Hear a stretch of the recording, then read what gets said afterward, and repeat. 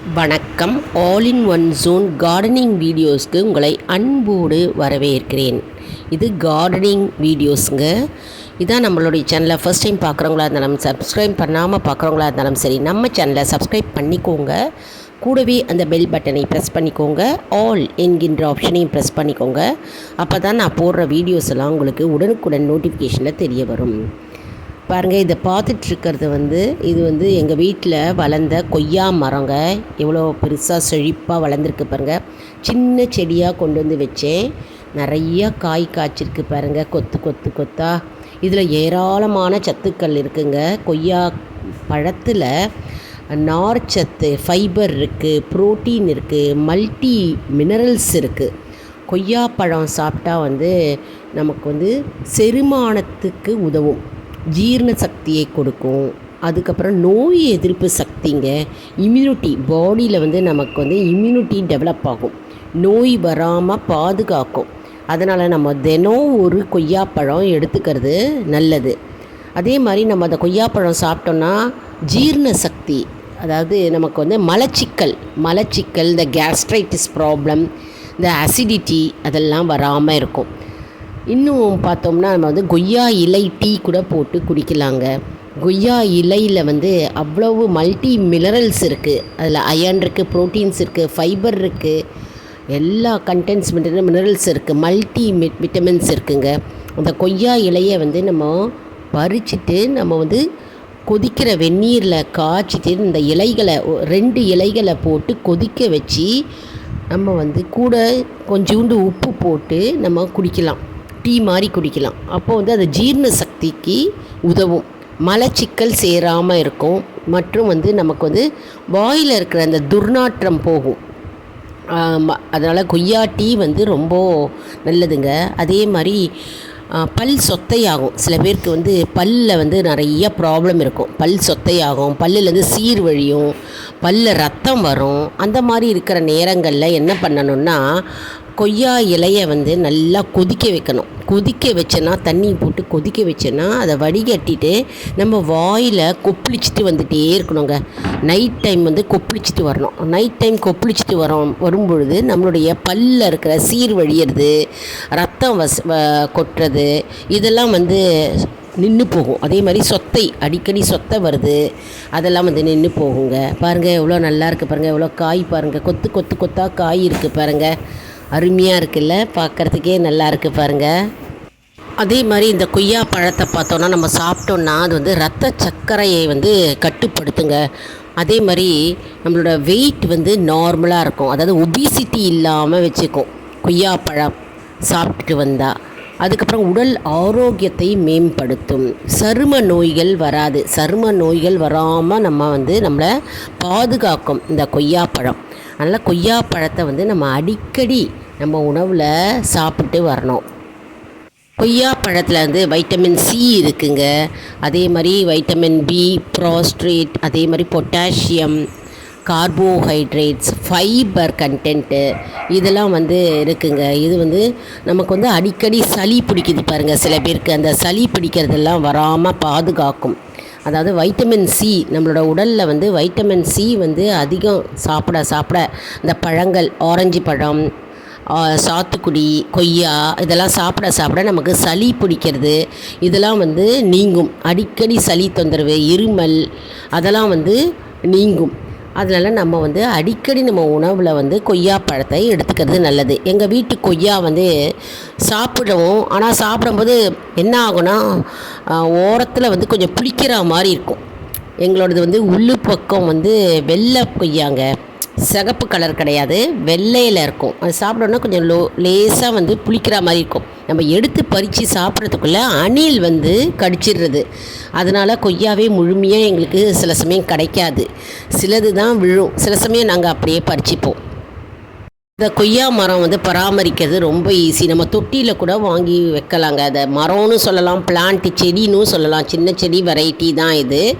அழகாக நம்ம தொட்டியில் கூட வைக்கலாம். அப்படிலாம் கார்டன் தோட்டம் இருந்ததுன்னா, நீங்கள் கொஞ்சம் மண் இருந்ததுன்னா கூட நீங்கள் கார்டன்லேருந்து வாங்கி அந்த வேரோடு நீங்கள் நட்டிங்கன்னா அது அழகாக பெருசாக வளரும், நிறையா காய்க்குங்க. இது பராமரிப்பதுன்னு பார்த்தீங்கன்னா, தண்ணி ஊற்றினாலே போதுங்க. வேறு எதுவுமே இதுக்கு வேணாம். மற்றபடி நம்மளோட வீட்டில் டீ தூள், அப்புறம் காப்பி தூள், சக்கை இதெல்லாம் இருந்தது, வெங்காயத்தூள், பூண்டுத்தூள் இதெல்லாம் இருந்தால் நம்ம அதில் வேரில் வந்து நம்ம போட்டோன்னா அது தானாக வளரும், நல்லா செழிப்பாக நிறையா மேலும் மேலும் காய்கள் நமக்கு வைக்கும். அதே மாதிரி பூச்சி வராமல் நம்ம வந்து என்ன பண்ணணும்னா வேப்ப இலை தண்ணியை கொண்டு தெளிக்கலாம், மஞ்சப்பொடி தண்ணியை தெளிக்கலாம், வேப்ப எண்ணெய் கரைச்சல் வந்து போட்டு தண்ணி ஊற்றி நம்ம தெளித்தாலும் அந்த பூச்சி கீச்சி எதுவும் வராதுங்க. இலையில அப்புறம் கொய்யா பழத்தில் வந்து இந்த பூச்சி வந்து வராமல் செடியை வந்து பாதுகாக்கும். இது வீட்டில் நம்ம ஈஸியாகவே செய்யலாம் இல்லையா? ரொம்ப சத்துள்ள பழம், ரொம்ப ஈஸியாக வளர்ப்பும் வந்து ரொம்ப ஈஸி. அதனால் நம்ம வீட்லேயே நம்ம வந்து வாங்கி பராமரித்து நம்ம வளர்க்கலாங்க. நம்ம வீட்டிலேருந்து பண்ணிச்சு நம்ம சாப்பிடும்போது இது ஆர்கானிக் ட்ரீயாகவும் இருக்கும், ஆர்கானிக் ஃப்ரூட்டாக இருக்கும். ஸோ வந்து இது வந்து நம்ம ஹெல்த் பெனிஃபிட்ஸ் ஏராளம் இந்த கொய்யா பழம்ன்றது. மேலும் இந்த கொய்யா பழத்தில் பார்த்தோன்னா புற்றுநோய் எதிர்ப்பு இருக்குங்க, ஆன்டி ஆக்சிடென்ட் ப்ராப்பர்ட்டிஸ் இருக்குங்க. என்ன பார்த்தோன்னா நம்ம வந்து இது ரத்த சோகை வராதுங்க. சில பேர் வந்து லேடிஸும் சரி ஜென்ஸும் சரி ரத்த சோகையால் அவதிப்படுவார்கள். சோகைனாக்க வந்து அனீமிக்காக இருப்போம். அந்த அனீமிக்கே வராதுங்க. நம்ம டயர்டாக இருக்குது, நம்ம எந்த வேலையும் செய்ய முடியல அப்படின்னு நம்ம வந்து வீக்காக இருப்போம். அந்த வீக்னஸ் எல்லாம் நமக்கு போயிடும். இந்த கொய்யா பழத்தை நம்ம சாப்பிட்டே வந்தான்னா நமக்கு உடல் வந்து அசதி, அந்த இரத்த சோகைன்றது நமக்கு இருக்காது. நமக்கு ஒரு எனர்ஜியாக இருக்கும். நமக்கு மேலும் மேலும் நம்ம வந்து நிறைய வேலைகள் செய்யலாம். உடல் வந்து ஆரோக்கியமும் வலிமையும் பெறும். மேலும் இந்த கொய்யாப்பழம் சாப்பிட நமக்கு செரிமானத்தை உண்டு பண்ணும். அதாவது ஈஸியாக வந்து நமக்கு மலச்சிக்கல் இல்லாமல் ஃப்ரீயாக மோஷன் போகும். மற்றும் வந்து நமக்கு வந்து அடிக்கடி இந்த லூஸ் மோஷன், இந்த வயிற்று ப்ராப்ளம் இதெல்லாம் வந்து வராமல் பாதுகாக்கும். மேலும் இந்த கொய்யா பழம் வந்து நம்ம வந்து குண்டாகாமல் பாதுகாக்கும். யாரெல்லாம் ட்ரிம்மாக இருக்கணும் அப்படின்னு விரும்புகிறீங்க அப்படின்னா நீங்கள் வந்து இந்த கொய்யா பழம் எடுத்துகிட்டே வரலாம். கொய்யா பழம் சாப்பிட நம்ம வந்து ட்ரிம்மாகவும் இருப்போம். உடல் பருமன் இருக்காது. உடல் பருமன் எதிர்ப்பு. யாரெல்லாம் உடல் ஆரோக்கியத்தின் மீது அக்கறை இருக்கிறதோ அவர்களெல்லாம் வந்து கொய்யா பழத்தை எடுத்துக்கொள்ள வேண்டும். மற்றும் உணவு பழக்க வழக்கங்களை சரியாக நாம் கடைப்பிடிக்க வேண்டுங்க. வெந்ததும் வேகாததும் அவசரமாக நம்ம சாப்பிடக்கூடாது. நம்ம வந்து கரெக்டான நேரத்தில் நம்ம சாப்பிடணும் உணவு.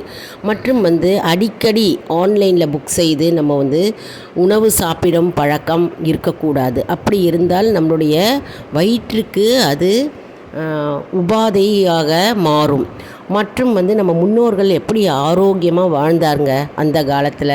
அவங்கெல்லாம் வந்து இயற்கையோடு ஒன்றுபட்டு அவர்கள் இருந்தார்கள். அதாவது பச்சை காய்கறிகள் அப்புறம் பழ வகைகள்லாம் வந்து வீட்டு தோட்டத்திலேயே வளரும். அதை எடுத்து அவங்க சமைத்து உண்பார்கள். அப்படி இல்லை என்றால் அவர்கள் வந்து வீட்டு உணவே வந்து உண்ணு அவர் உடல்களை பாதுகாப்பாக வைத்தார்கள். மேலும் நம்முடைய குழந்தைகள் வந்து சாப்பிடாமல் அடம் பிடிப்பார்கள். ஆனால் நம்ம வந்து என்ன பண்ணோம், அவர்களை சாப்பிட வைக்கணும். அதாவது வைட்டமின் சி இருக்குது, பி இருக்குது, ஃபாஸ்பரஸ் இருக்குது, அயர்ன் இருக்குது, மெக்னீஷியம் இருக்குது, கால்சியம் இருக்குது, ஃபைப்ரஸ் இருக்குது, மல்டி விட்டமின்ஸ் இருக்குது இல்லையா? இத்தனை மல்டி விட்டமின் கொண்ட இந்த கொய்யா பழத்தை நம்ம வந்து அவர்களுக்கு சின்ன வயசுலேருந்தே நம்ம பழக்க வைக்கணும். அதாவது எல்லா பழத்தையும் அவர்கள் சாப்பிட வைக்கணும். நம்ம தான் வந்து பெற்றோர்களாகிய நாம் வந்து சிறு குழந்தைகளை நாம் அவர்களுக்கு இந்த பழக்க வழக்கத்தை கற்றுக் கொடுக்க வேண்டும். கொய்யா பழத்தை சிலர் என்ன செய்வாங்கன்னா தோலை நீக்கிட்டு சாப்பிடுவாங்க. ஆனால் தோலில் தான் சத்து இருக்குது. அனைத்து விட்டமின்ஸும் தோலில் தாங்க இருக்குது. நம்ம வந்து நறுக்கி சாப்பிடலாம், அப்படிலாம் அப்படியே கடித்து சாப்பிடலாம். அப்படியே கடித்து சாப்பிட்டுக்கிட்டால் நம்மளுடைய பல் வந்து அதாவது வலிமை அடையும். அதாவது பற்கள் வந்து சீர்வழியிறது, ரத்தம் வருது, அதெல்லாம் நீங்கும். பற்கள் வந்து உறுதியாகும். அதனால் நம்ம அப்படியே கடித்து சாப்பிடலாம். கொய்யாப்பழம் காலையில் சாப்பாடு சாப்பிட்ட பிறகு காலை 1 மணி நேரம் கழித்து நம்ம அந்த பழத்தை சாப்பிடலாம். ஜீரண சக்தி உடையது. அப்படி இல்லை என்றால் நம்ம சாப்பாடு சாப்பிட்ட பிறகு நீண்ட நேரம் கழித்து நம்ம இந்த கொய்யாப்பழத்தை சாப்பிட்லாங்க. நமக்கு ஜீரண சக்தி கிடைக்கும். நமக்கு ஏற்கனவே நான் சொன்ன மாதிரி மலச்சிக்கல் மற்றும் வயிற்று உப்புசமாக இருக்குது, அந்த வயிற்று ப்ராப்ளமே இருக்காதுங்க. அதனால் எப்போவுமே நம்ம கொய்யாப்பழத்தை ரெகுலராக சாப்பிட்றதுன்னு ஒரு ஹேபிட்டாக நம்ம வச்சுக்கணும். கொய்யாப்பழம் சாப்பிடுவதால் நம்முடைய வயிற்றில் உள்ள கல்லீரல், மண்ணீரல் மற்றும் இரைப்பை வலுப்பெறும், உறுதியாகும் மற்றும் வலுப்பெறும். மேலும் ஜீரண கோளாறுகளை குணப்படுத்துகிறது. நம்ம இன்றைக்கி நம்மளுடைய சேனலில் நம்ம கொய்யாப்பழத்தின் நன்மைகள், சாப்பிட்டால் என்ன நன்மைகள், அதில் எவ்வளவு விட்டமின்ஸ் இருக்கிறது மற்றும் எப்படி சாப்பிடுவது அப்படின்றத பார்த்தோம். மேலும் எங்கள் வீட்டு கொய்யா மரத்தையும் நான் காமிச்சேங்க, அந்த கொய்யா பழத்தையும் நான் காமிச்சேன். இது போன்று நம்ம வீட்லேயும் கொய்யா மரம் வளர்க்கலாம். அதாவது கொய்யா மரம் இருக்கிற வீடு இருந்தாலும் பரவாயில்ல, இல்லாத வீடு இருந்ததுன்னா நீங்கள் உங்கள் வீட்டில் கொய்யா செடியை வாங்கி அப்படியே நீங்கள் நட்டு வளர்க்கலாங்க. மற்றும் யார் யார் வீட்டிலலாம் கொய்யா மரம் இருக்கிறது அப்படின்றத எனக்கு கமெண்ட் செக்ஷனில் தெரிவிங்க. என்ன அன்பர்களே, இந்த வீடியோ உங்களுக்கு மிகவும் பயனுள்ளதாக இருக்கும் என்று நான் நம்புகிறேன். இந்த வீடியோவுக்கு ஒரு லைக் கொடுங்க, இதை மற்றவர்களுக்கும் ஷேர் செய்யுங்கள், அவர்களும் பயனடையட்டும். மேலும் ஆல் இன் ஒன் ஜோன் அன்பர்களுக்கு ஒரு அன்பான வேண்டுகோள், நம்முடைய கம்யூனிட்டி போஸ்ட்டில் கேள்வி பதில் நேரம் வருங்க, அந்த கேள்விகளுக்கு பதில் தாங்க.